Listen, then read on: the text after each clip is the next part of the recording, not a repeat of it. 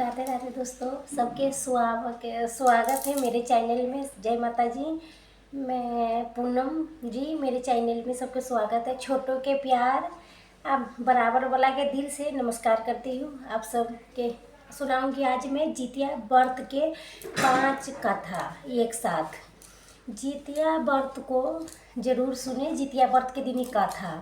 एक गांव में एक पति पत्नी प्यार से रहा करता था।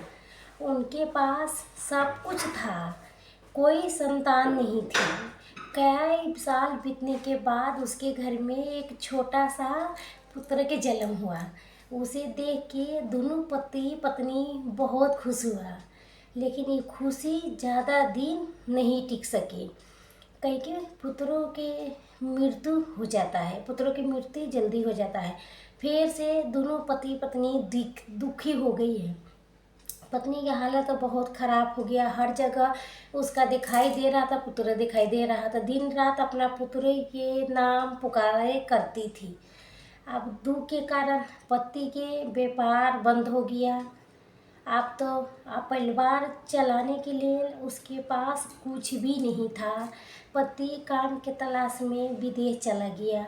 कई साल बीत गया, फिर पति के कोई खबर नहीं आया। फिर बेचारी पत्नी भूखी रहने लगी। घर में खाने पीने के सामान सब समाप्त हो गया।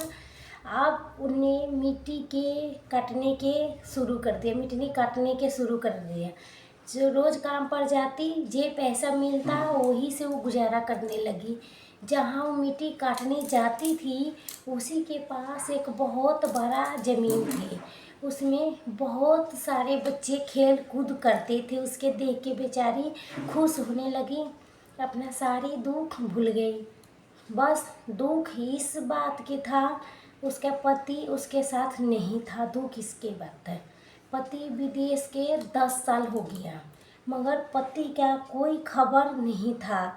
जब पत्नी अपना काम करके घर आती, अकेले रहती, तो उसके सिर्फ बच्चे की याद आती। जोर जोर से वो रोने लगती थी। इसी तरह से हर रोज़ दिन बढ़ने लगा।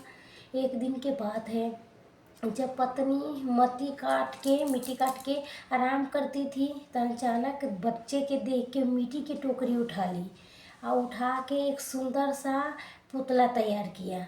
पुतला मिट्टी के बनाते बनाते कब साल हो गया उसका पता ही नहीं चला। जैसे साल आई, वो अपना घरे जाने के लिए तैयार हो गई। उसमें जो मिट्टी के पुतले बनाए थे, पुतले के मिट्टी में टोकरी में उठा के अपना घर को आई। वो मिट्टी के पुतले के जीवित बच्चे रहता है, जैसे पालन पोषण करने लगे, ध्यान रखने लगे, समय समय पर भोजन खिलाने लगा। अब मिट्टी के पुतला कैसे खा सकता है? आश्चर्य की बात ये थी, जब वो पुतला भोजन नहीं करता तो माँ के तरह वो बच्चा के डांट लगाती थी। हर रोज़ इसी तरह से दिन बीतने लगा। कभी मिट्टी के बच्चे से प्यार दिखाने लगा, कभी डांटने लगा, कभी दुलार करने लगा। मिट्टी काटने जाया करते थे तो मिट्टी वाला पुतले के पीठी पर आंचल से बांध के लेके जाती थी।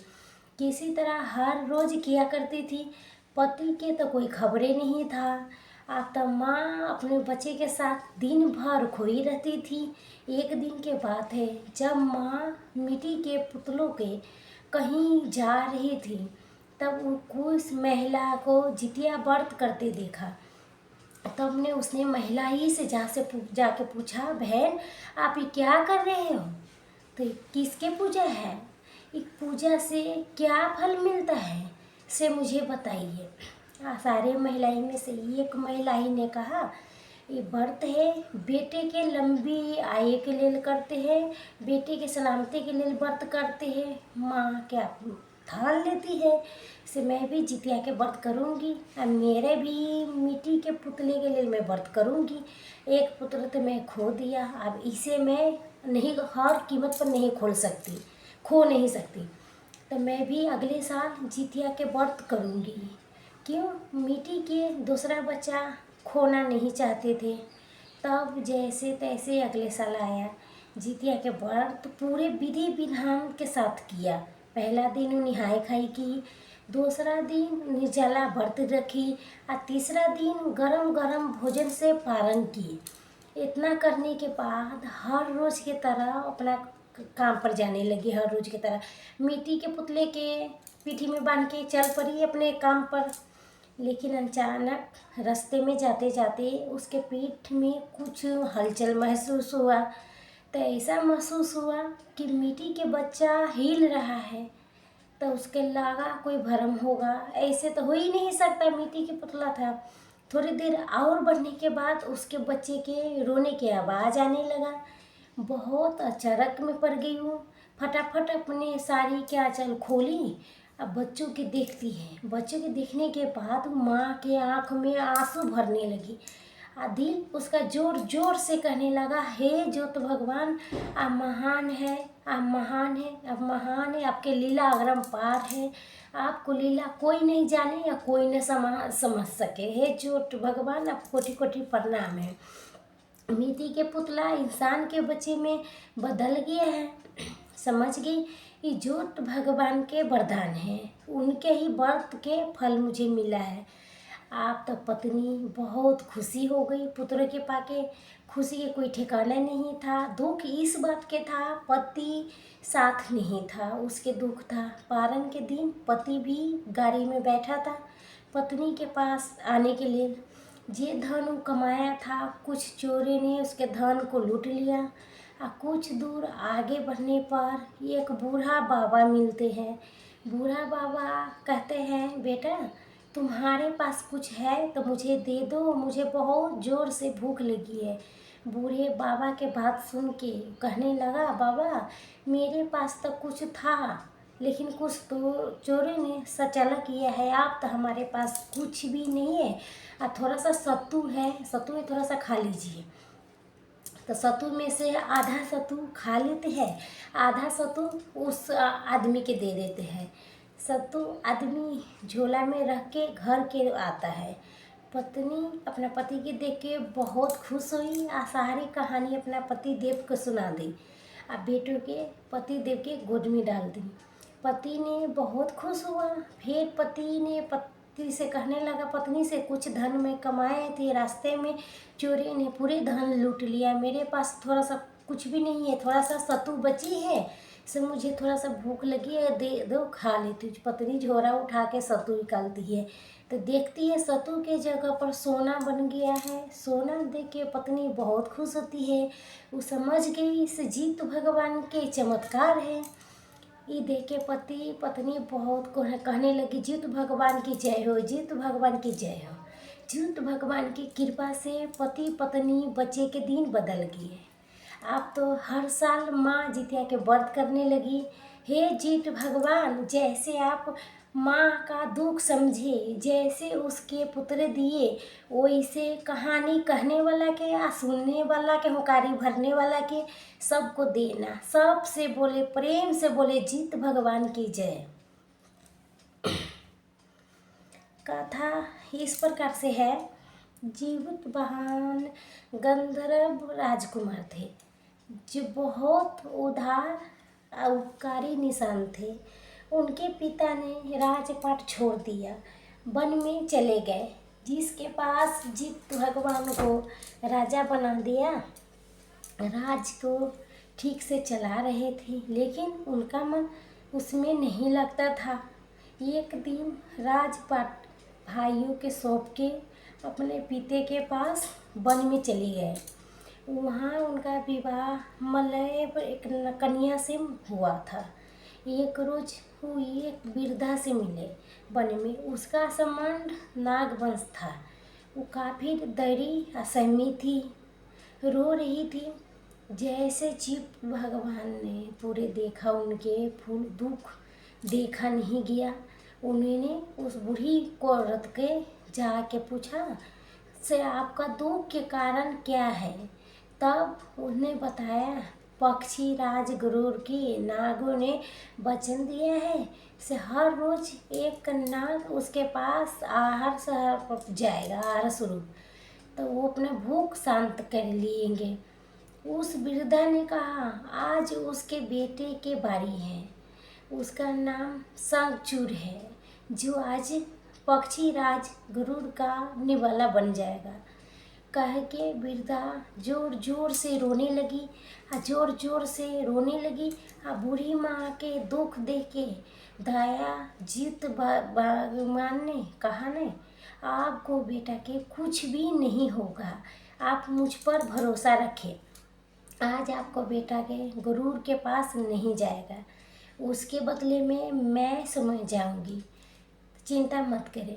तो इतना कह के जीत बहन ने तय पहले समय पे गुरु दे के पास पहले सही समय पे चल गए। जीती बहन लाल कपड़े में लिपटे थे। गरुड़ देव ने जीवित बहन के पंजे में दबोच लिया और उड़ गए।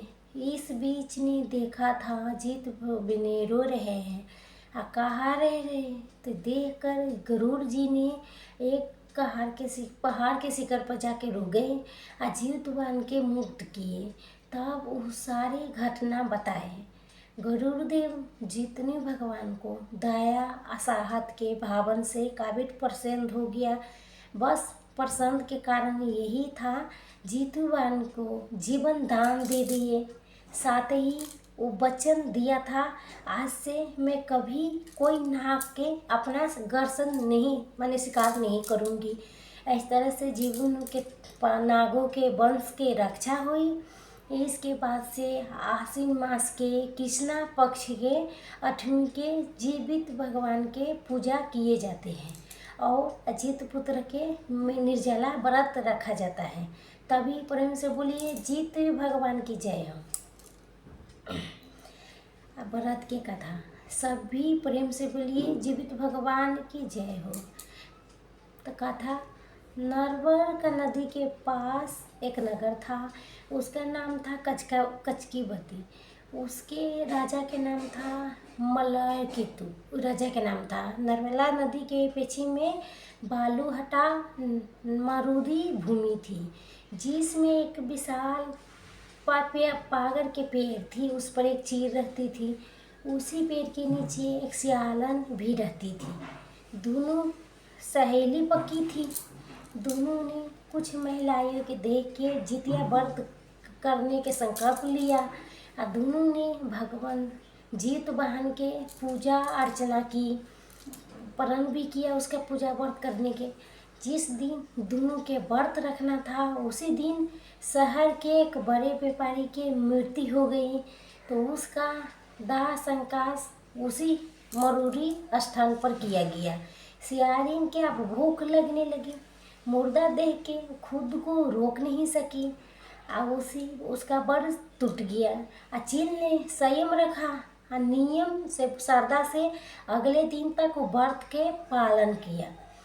अब थी अगले जन्म में दोनों सहेली ने बढ़ावन परिवार में पुत्री के जन्म लिया। उसके पिता के नाम भार्गव थे। चील बड़ी बहन बनी उसका सीलवती नाम था। सीलवती के शादी बुद्धि सन के साथ हुई। सियारन के छोटी बहन के रूप में जन्म ली और उसका नाम कपूरावती रखा गया। तो उसके शादी उस नगर के राजा के साथ हुई, मरैन कुट्टू के साथ। कंचनवती के नगर के रानी बन गई। अब भगवान जीत भगवान के आशीर्वाद से सीलवती के 7 बेटे हुए। कपरावती के सभी बच्चे जन्म लेते ही मर जाते थे। कुछ समय बाद सीलवती के 7 पुत्र बड़े हो गए। वो भी राजा के दरबार में काम करने लगे। कपरावती के मन में उसके देख के माने जलने लगे।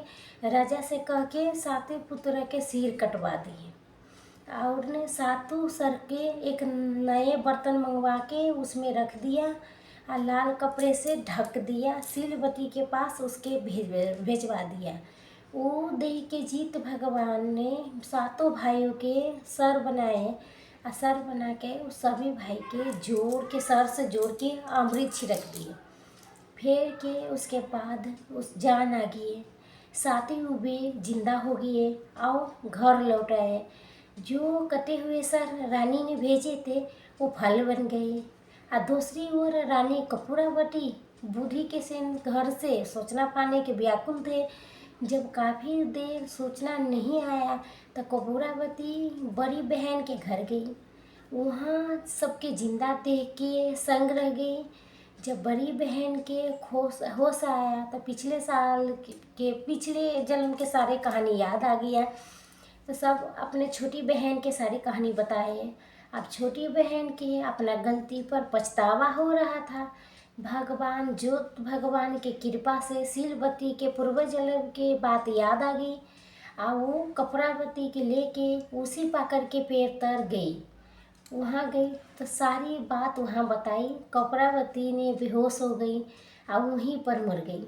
जब राजा को इस बात की खबर पड़ा तो वो उसी जगह पर जाके पाकर के पेड़ के नीचे कपड़ावती के दाह संस्कार कर दिया। कथा यहीं पर समाप्त होती है। प्रेम से बोलिए जीत भगवान की जय। अब चौथा कथा है। एक समय की बात है जब भगवान कृष्ण ने द्वारका में निवास करते थे। उस टाइम एक ब्राह्मण द्वारका में रहता था। उसके 7 पुत्र थे। बचपन में जा चुके थे, काल के पेट में जा चुके थे। इस दशा के देख के ब्राह्मण बहुत दुखी था। एक दिन भगवान कृष्ण के पास गए और कहने लगा, हे भगवान, आपके राज्य में आपके कृपा से मेरे 7 पुत्र हुए और कोई भी जीवित नहीं है। ऐसे क्या कारण है? आप अपने राज्य में किसी के दुखी नहीं आप देने चाहते हो तो कोई उपाय बताइए। तब भगवान श्री कृष्ण बोले, हे ब्राह्मण सुनो, इस बार तुम्हारे पुत्र होगा तो उसके उम्र 3 वर्ष के है। उसकी उम्र बढ़ाने के लिए तुम भगवान सूर्य भगवान की पूजा कीजिए, जीवित व्रत के धारण करो, तुम्हारे पुत्र की आयु बढ़ेगा। ब्राह्मण ने जैसे ही किया। जब उस सब परिवार हाथ जोड़ के खड़े होके इस प्रकार के विनती करने लगा, दुआ सूर्य देव विनती सुनो, दुआ जी बढ़ाओ, पुत्रों की उम्र बढ़ाओ। बारंबार इतना कहते ही सुनते सूर्य के रथ वो ही रुक गया। ब्राह्मण के विनती से प्रसन्न हो के सूर्य भगवान ने अपने गले से एक माला उतार के ब्राह्मण के गले के पुत्र के माला डाल दिया गले में। आगे चले गई। थोड़ी देर में अमरराज ने उसके ब्राह्मण के पुत्र के लेने आया। अमराज के देख के ब्राह्मणी दोनों के कृष्णा जी के झूठा कहने लगा। भगवान कृष्ण अपना जान गए। तुरंत सूर्य चक्र काल के आ गए। अब बोले, इस माला के अमराज के ऊपर डाल दो। नहीं, इतना ही कहते उस माला के उठाने लगा। अमराज डर के भाग गए, परंतु अमराज की छाया खड़ी थी। वो फूल को माला के छाया के ऊपर फेंक दिया गया, जिसके उसके छाया शनि के रूप में भगवान कृष्ण के प्रार्थना करने लगी। भगवान कृष्ण के शनि के ऊपर दया आके पीपर के वृक्ष पर रहने के लिए उसके कहने लगा। तभी तब से शनि के छाया पीपर पर निवास करने लगा। इसलिए भगवान जी ने कृष्ण जी ने ब्राह्मण के पुत्र की उम्र बढ़ा दिए। इसलिए हे भगवान, जिस तरह ब्राह्मण के लड़कों की उम्र बढ़ाई है उसी तरह सबकी उम्र बढ़ाना। सभी प्रेम से बोले जीत भगवान की जय, सूर्य नारायण की जय हो। अब पचमा कथा महाभारत काल से है। दरअसल महाभारत के युद्ध में अस्थुमा पिता के मौत से बहुत क्रोधित थे। हर हालत में वो पांडवों से बदला लेना चाहते थे। इसलिए पांडवों के शिविर में घुस गई और उसमें सो रहे थे 5 लोग के पांडे समझ के मार डाले। वो सभी द्रौपदी के संतानें थे। अर्जुन ने अथामा के मणि छीन लिया। क्रोध में आके अथुमा के मणि के पत्नी के रूप के घर में पल रहे बच्चे के मार डाला। श्री कृष्ण भगवान ने अपने सारे पुण्य के उत्तरा के आनी संतान को दे के उसके घर में पल रहे बच्चे के पूरा जीवित कर दिया। भगवान कृष्ण के पुत्र कृष्ण जी के कहने से जीवन पुत्र का नाम रख दिया। इसके बाद से संतान के लंबी उम्र के लिए हर साल जितिया के व्रत रखा जाता है। माना जाता है जो महिला ही अपना संतान के लंबी उम्र के लिए व्रत रखती है तो उसके संतान को कभी भी दुख उठाना नहीं पड़ता है और उनके घर में सुख सुख बनी रहती है। मान्यता है जो महिला ही इस व्रत के कथा सुनती है और उसके कभी भी संतान से विरह के सामना नहीं करना पड़ता है। सभी प्रेम से बोले कृष्ण भगवान की जय हो, जीत भगवान की जय हो। कथा पसंद आने पर लाइक शेयर कमेंट जरूर करें। धन्यवाद।